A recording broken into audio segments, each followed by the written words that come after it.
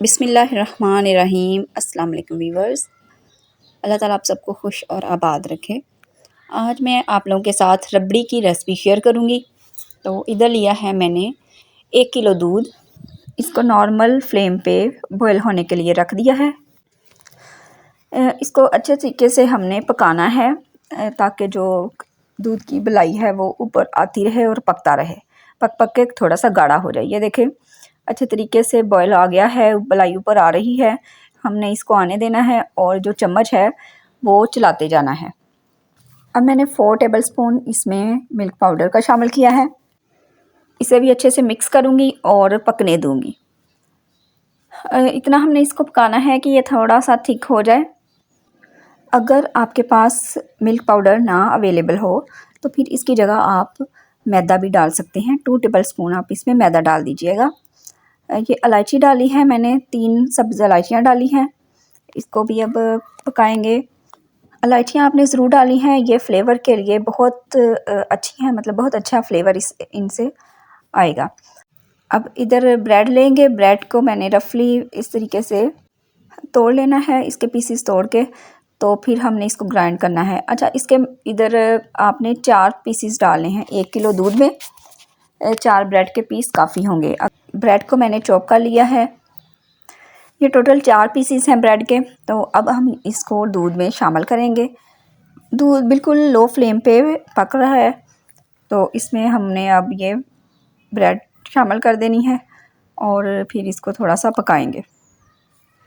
नए देखने वालों से रिक्वेस्ट है कि मेरे चैनल को सब्सक्राइब करना मत भूलिएगा और वीडियो कैसी लगी आप मुझे फ़ीडबैक भी दीजिएगा और लाइक भी कर दीजिएगा। अब हमने इसको मिक्स करना है और थोड़ा सा और पकाना है।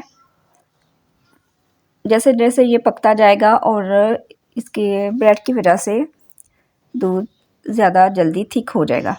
ये इंस्टेंट रबड़ी की रेसिपी है, तो बहुत जल्दी बन जाती है। आधे घंटे के अंदर अंदर ये रेडी हो जाती है।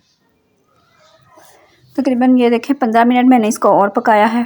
फ्लेम मैं बिल्कुल स्लो कर दूंगी और दूसरी तरफ मैं अब चीनी को कैरमलाइज़ कर लूँगी इसके अंदर डालने के लिए।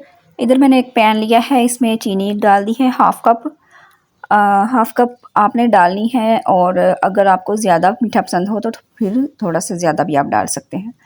इसको हमने रख दिया है चूल्हे पे और फ्लेम ऑन कर दिया है। फ्लेम को बहुत ज़्यादा हाई नहीं करना, चीनी वरना जल जाएगी।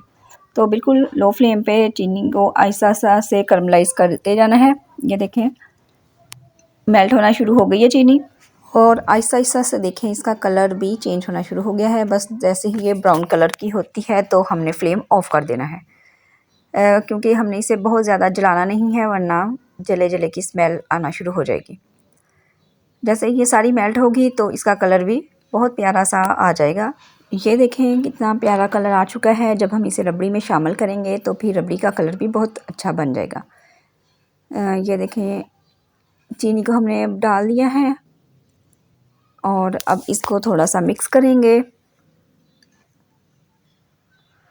तो देखिए ये मिक्स करते ही दूध का कलर चेंज हो जाएगा।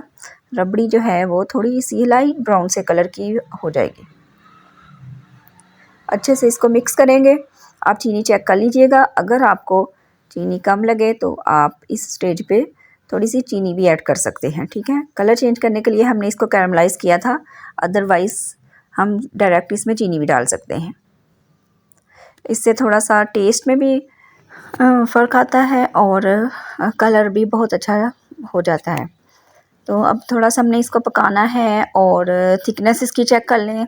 थिक हो चुकी है। बाकी ये जब हम इसे ठंडा करेंगे तो मज़ीद थिक होगी और जब हम इसे फ्रिज में रखेंगे तो तब फिर मज़ीद ये थिक हो जाएगी। तो अब ये फ्लेम हम ऑफ़ कर देंगे और रबड़ी हमारी बनके तैयार हो चुकी है। थोड़ा सा ठंडा करूँगी और फिर मैं इसे एक प्याले में निकाल लूँगी।